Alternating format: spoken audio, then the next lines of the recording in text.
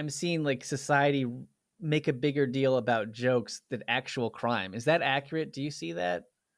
I would put it differently. For one thing, we may be in a better phase than we were a couple years ago, but there was a while there where we were killing off the ability to make jokes, right? And this is terrifying to me because as an evolutionary biologist who thinks a lot about humans, I know that jokes are a vital mechanism by which we navigate difficult topics.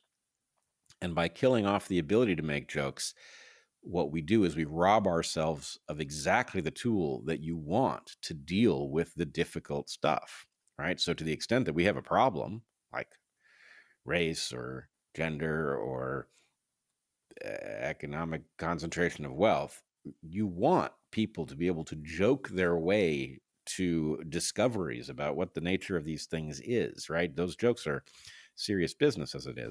So anyway, that impulse to kill off the jokes is one thing.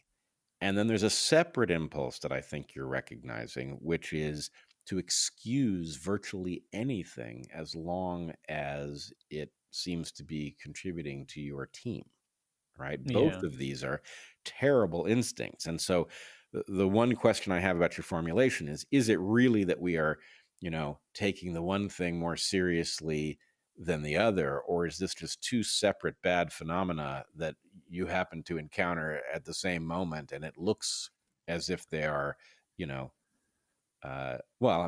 what you do, that you juxtapose things and it causes people to think, it's not surprising that the juxtaposition in time of those two bad instincts would cause your mind to erupt with concerns. But I also wouldn't rule out your formulation. I just don't think,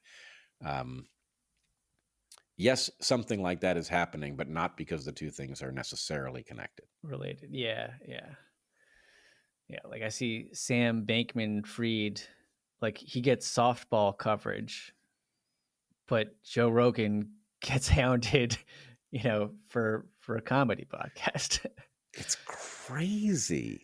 It's crazy. One of these people is obviously fundamentally decent and, contributing to the world, and the other person evaporated a tremendous amount of wealth, lied through his teeth, represented himself as decent as a cloak for something else. It's amazing. They are inverse of each other, but you're right. The treatment has been swapped. Yeah, I just see that over and over again, it seems like. And in Canada, I forget the guy's name, but somebody being fined like $30,000 for a joke, which was, did you hear this story? No. I wish I could remember the guy's name, but can you just tell me, sure. Was the joke so terrible, or was it just the timing? It wasn't terrible at all. It's just that the subject of the joke was a kid with a disability. But the joke was actually about how people were pretending that he could. The joke was about the comedian's frustration with this kid getting so much media attention for his singing, which wasn't that great. And because allegedly he was so disabled that he was like so frail he was going to die. And so the comedian's like, he won't die. Like as if he wanted him to die because he's making a joke. He's like, the guy is not as weak as everyone makes him out to be. He was supposed to die, 5 years ago. He's not weak.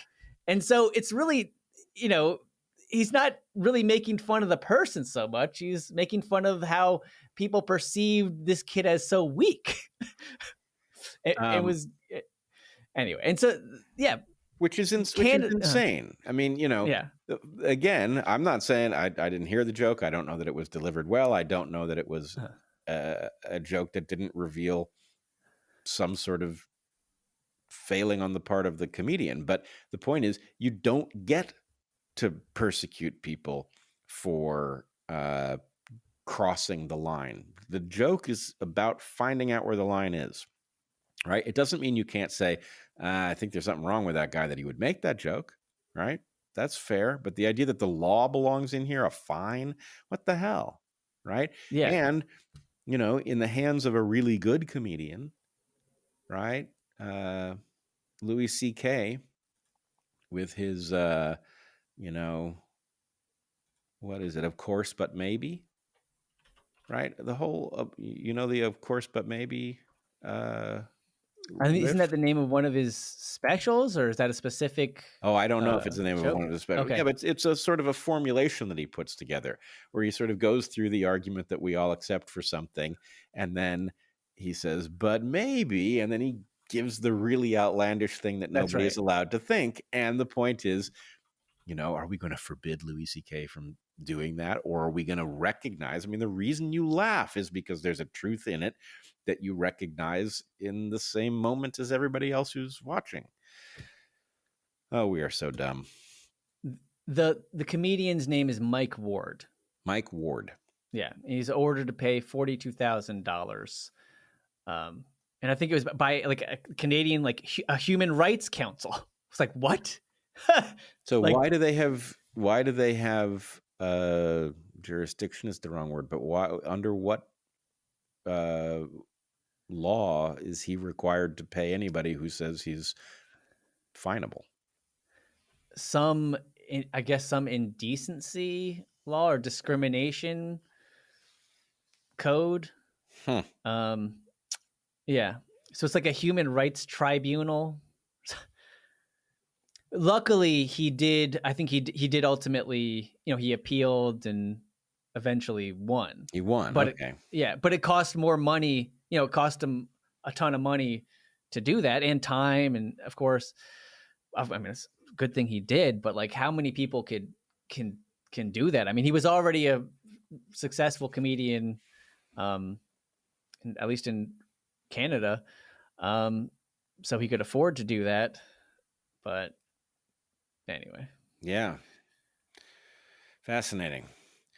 All right. Well, I had not heard that story. That's very disturbing. I will look into it. Mike Ward, you said. Yeah. Rogan interviewed him about that and other stuff. And yeah, like I said, I think he came out on top, thankfully. Good. I'm glad to hear that. May we all be so lucky.